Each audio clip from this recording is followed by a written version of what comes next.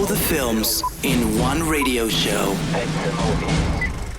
Është hera e parë që Nolan merret me mitologjin greke. Pas filmave si Inception, Interstellar dhe Oppenheimer, Nolan ka sjellë një histori epike me perëndi, përbindshë dhe aventura mitologjike.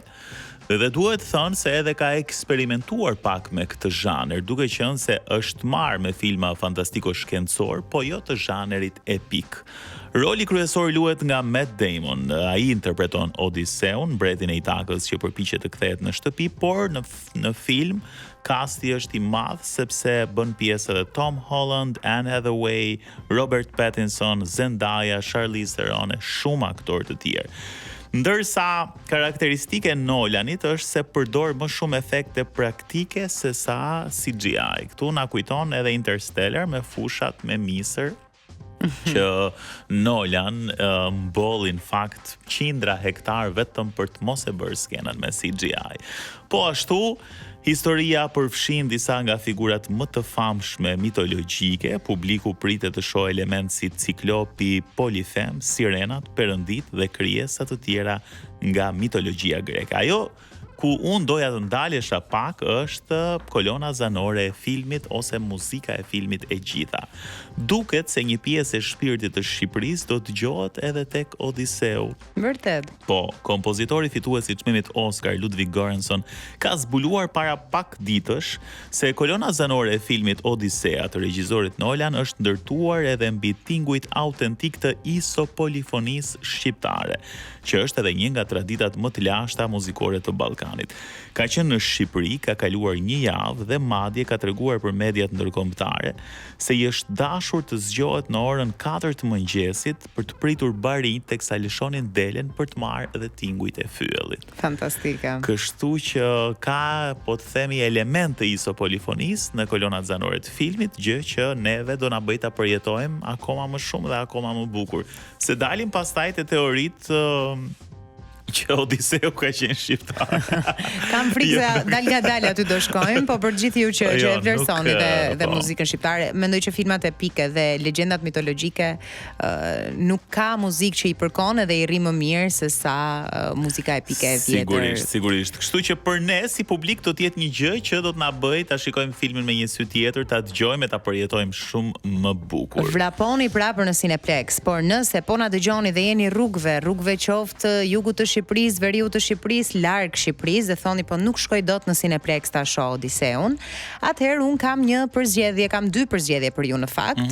Ja u thash edhe pak më përpara, nuk dua nga këto justifikimet na jep një film ta kryjm shpejt sepse jemi me periudhë pushimesh, keni kohë jashtëzakonisht për të ulur dhe për të parë filma. I pari The Strain nuk e kisha parë kurrë më përpara, e hasa tani.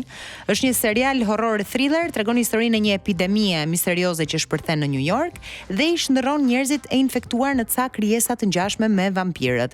Një avion zbret në aeroportin JFK, të gjithë njerëzit duket sikur kanë ndrruar jetë, por faktikisht janë gjysmë të gjallë, gjysmë të vdekur. Ti mendon se është thjesht një epidemi, pra një alien mund të ketë hyrë në kabinë dhe ka infektuar njerëzit, por është pak më intrigante historia se kaq, sepse ky virus është marrë nga një njerëz jashtëzakonisht shumë i pasur, i cili qëllimisht e ka sjell, patjetër për rezultat pushtetin, por ti nuk din asgjë më shumë, sepse kjo është gjithë informacioni me të cilin ti përballesh në episodin e parë.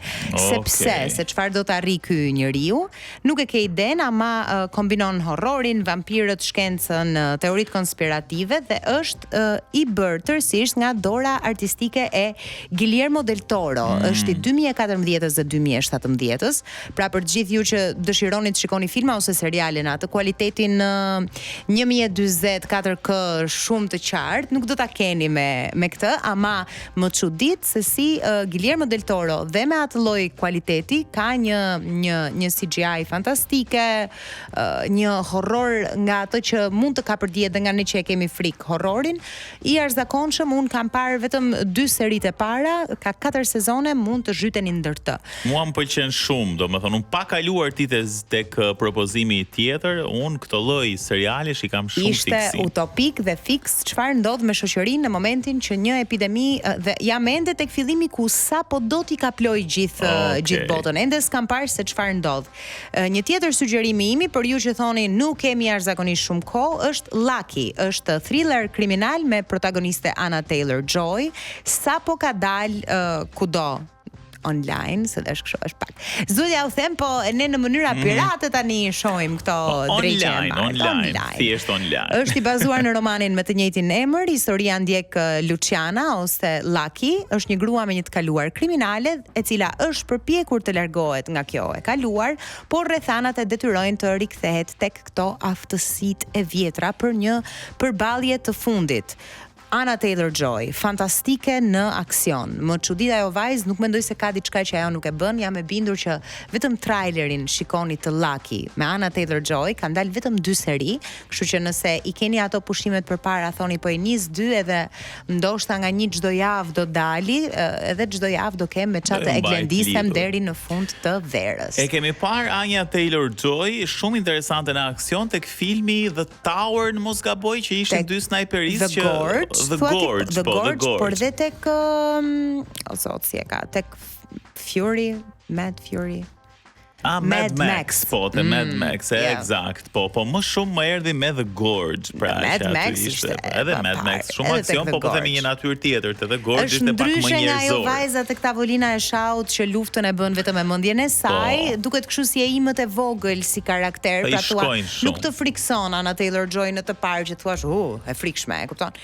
Ndoshta Charlize Theron për shembull ka pak më potencë si femër, ama doti që del jashtë atyre kornizave të veta fare. Mua tek The Gorge më kujtonte shumë Angelina Jolie, edhe pse nuk ngjajnë shumë në fytyrë, po them si konstrup shumë elegante dhe me atë veshjen e zezë të Lara Croft më vinte shumë imazhi I saj.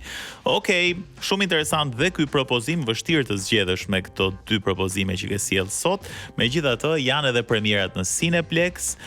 Përveç Odysseus përfitoj nga rastit, ju kujtoj se është edhe Vajana, Minions and Monsters, Obsession dhe Scary Movie 6 është I gjithë programi I plot në Cineplex. Kështu që më shumë se kaq nuk dim ç'ti ju themi më. All the films in one radio show. Si pa e kuptuar, kemi mbritur në fund të The Movies edhe për sot, për të gjithë ju që ende nuk I keni marrë lejet tuaja të pushimeve dhe për gjatë fundjavës ose javës shikoni ato postimet e kolegëve, miqve, familjarëve që kanë shkuar në plazh dhe thoni po mirë, çfarë të bëj unë në Tiranë në 40 gradë?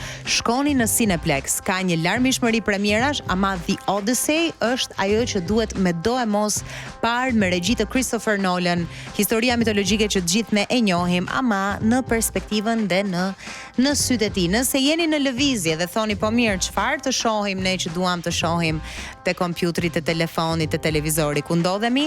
Lucky dhe The Strain janë 2 seriale, ja u thash dhe po ja u rithem, mos më thoni më duam filma, është verë. Kaloni ato 4-5 orëshin mbas dite pas plazhit që jeni freskuar, jeni lar, jeni në atë krevatin rehat dhe ndjeni kështu si një marshmallow, si një akullore e pastër, është momenti fantastik për të unë vdes për atë darkën përpara televizorit, e di që nuk është e rekomandueshme, po ja u rekomandoj unë sot. Të shijon. Mos harroni gjithashtu të shikoni edhe episodet tona të kaluara në podcastin e The Movies, audio dhe video, nëse jeni në dilemë, keni tituj pafund dhe për çfarë nuk kemi diskutuar këtu për kohë të tëra, dhe do të jemi sërish bashkë edhe për gjatë këtyre ditëve të nxehta. Kështu që javës tjetër jemi sërish bashkë me të tjera premiera dhe deri atëherë kalofshi bukur.